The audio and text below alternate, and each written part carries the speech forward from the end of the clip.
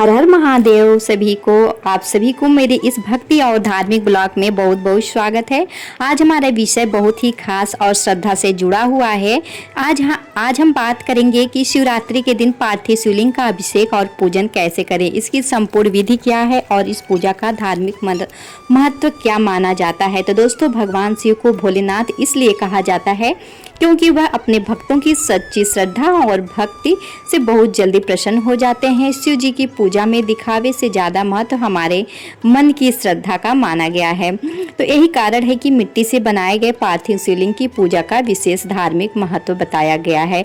अगर आप भी शिवरात्रि के दिन पार्थिव शिवलिंग की पूजा करना चाहते हैं, अभिषेक करना चाहते हैं, तो आप लोग इस वीडियो को पूरा जरूर देखिएगा।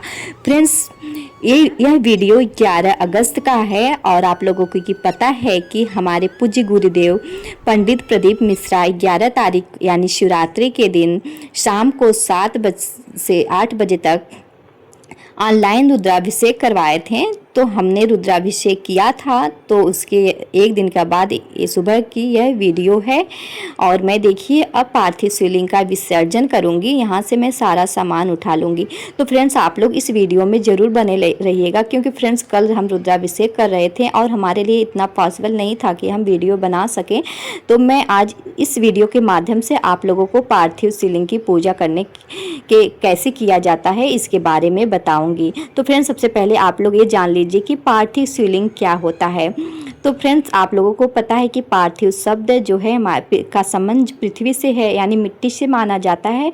जब हम स्वच्छ मिट्टी से शिवलिंग का निर्माण करते हैं, उसकी विधि विधान से पूजा करते हैं, तो उसे ही पार्थिव शिवलिंग कहा जाता है। तो शिवरात्रि के दिन पार्थिव शिवलिंग बनाकर पूजा करने की परंपरा बहुत सालों से चली आ रही है। तो फ्रेंड्स, आपको पूजा की तैयारी आपको किस तरह करना है, तो चलिए बता देते हैं। तो फ्रेंड्स, सबसे पहले आप लोगों को पार्थिव शिवलिंग बनाने के लिए स्वच्छ मिट्टी लेना है और आप लोगों को ये ध्यान देना है कि मिट्टी आप तुलसी जी के स्थान को छोड़कर कहीं से भी ले सकते हैं। वह स्थान साफ सुथरा होना चाहिए, गंदगी नहीं होना चाहिए। अब चलिए बात करते हैं कि पूजा सामग्री में क्या क्या सामान लगता है। और आपको सबसे पहले तो जल की ज़रूरत पड़ेगी। तो जल लेना है, दूध, दही, शहद, घी, शक्कर, पंचामृत, बेलपत्र, फूल, अक्षत, चंदन, धूप, दीप, फल और नैवेद्य लेना है। इतनी सामान भगवान शिव का सबसे प्रिय माना जाता है और जो सबसे प्रिय वस्तु भगवान शिव का है वह है बेलपत्र। आप उसे श्रद्धापूर्वक अर्पित कर सकते हैं। तो सबसे पहले आपको पूजा कैसे स्टार्ट करना है, तो सबसे पहले आपको गणेश जी का स्मरण करना है। तो आप लोगों को सबसे पहले गणेश भगवान को प्रणाम करना है और मन ही मन प्रार्थना करना है कि हे गणपति महाराज, मेरी पूजा में जो भी भूल हो उसे क्षमा करें और मेरी पूजा को सफल बनाएं। इसके बाद आपको हाथ जोड़कर भगवान शिव, माता पार्वती, भगवान गणेश, कार्तिकेय यानी पूरे शिव परिवार का स्मरण करना है। फिर उसके बाद आपको पार्थिव शिवलिंग की स्थापना करना है और फिर आपको हाथ जोड़ना है और भगवान शिव का ध्यान करना है और आपको अपने मन में जो भी मनोकामना है अपने मन में बोलना है और फिर भोलेनाथ से ये प्रार्थना करना है, ए भोलेनाथ, मुझे सही मार्ग पर चलने की शक्ति दीजिए, मेरे परिवार पर अपनी कृपा बनाए रखिए और मेरे मन को शांत रखिए। इसके बाद आपको जलाभिषेक करना है। अब आप लोग पार्थिव शिवलिंग पर जलाभिषेक शुरू कर सकते हैं। फिर आपको अपने ही मन भगवान शिव का नाम लेना है, यानी पंचाक्षर ओम नमः शिवाय मंत्र का जाप कर सकते हैं या आप श्री शिवाय नमस्तुभ्यम मंत्र का जाप कर सकते हैं। फिर इसके बाद आपको पंचामृत से अभिषेक करना है और इसके बाद आपके पास जो भी सामान यानी दूध, दही, घी, शहद, शक्कर, इन सब से आप अभिषेक कर सकते हैं। फिर इसके बाद आपको भगवान को फिर दोबारा स्वच्छ जल से शिवलिंग का आपको अभिषेक करना है और फिर इसके बाद आपको बेलपत्र अर्पित करना है और बेलपत्र अर्पित करते समय आपको फिर ओम नमः शिवाय यानी पंचाक्षरी मंत्र का आपको जाप करना है। फिर इसके बाद आपको चंदन, फूल, दीप जला देना है।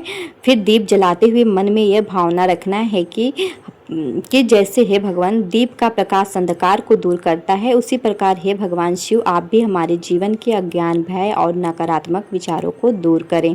फिर इसके बाद आपको महामृत्युंजय मंत्र यानी ओम नमः शिवाय का भी आप जाप कर सकते हैं।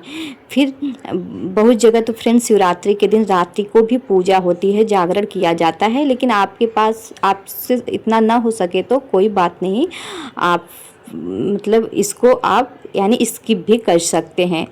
और फिर इसके बाद आपको आरती और प्रार्थना करना है।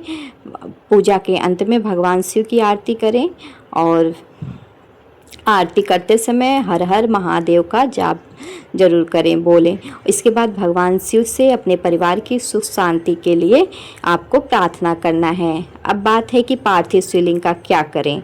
ठीक, तो पार्थिव शिवलिंग को पूजा के बाद सामान्य कूड़े यानी ऐसी जगह नहीं रखना, आपको रात भर उसी जगह रहने देना है। फिर सुबह में आपको इसे नदी में विसर्जित कर सकते हैं। यदि आपके पास आप जैसे नदी तक नहीं जा सकते या आपके अगल बगल नदी नहीं है तो आप घर में एक गमले में स्वच्छ जल भर लीजिए। फिर उसमें आप थाली जिस प्लेट में आप शिवलिंग को स्थापित किए थे उसे थाली को उठाकर लेके जाइए। गमले में आपको उत्तर मुंह होकर बैठना है और जो पार्थिव शिवलिंग का जलाधारी है उसे आपको अपनी तरफ रखकर जल में विसर्जन कर देना है। और फ्रेंड्स, आप लोगों को हमारी वीडियो कैसी लगी आप लोग कमेंट बॉक्स में ज़रूर बताइएगा। और भगवान भोलेनाथ से आप लोगों की यही प्रार्थना करना है कि हे भगवान, विसर्जित करते समय आपको भगवान भोलेनाथ से यही प्रार्थना करना है कि हे भगवान भोलेनाथ, आप हमारे जीवन में सुख शांति और सकारात्मक विचार दीजिए, हमारा परिवार सुखी रहे। आपको ये फ्रेंड्स, आप लोगों को बता देना, जब जिंदगी में रास्ते बंद दिखाई देना तब एक बार सच्चे मन से भोलेनाथ को याद करना, क्योंकि महादेव रास्ते बदलने से पहले इंसान के अंदर रास्ता बनाने की ताकत पैदा करते हैं। भोलेनाथ हमें सिखाते हैं कि जीवन में चाहे कितनी भी परेशानी क्यों न आए, हमें अपना धैर्य नहीं खोना चाहिए। समय हमेशा एक जैसा नहीं रहता है। फ्रेंड्स, एक बात जरूरी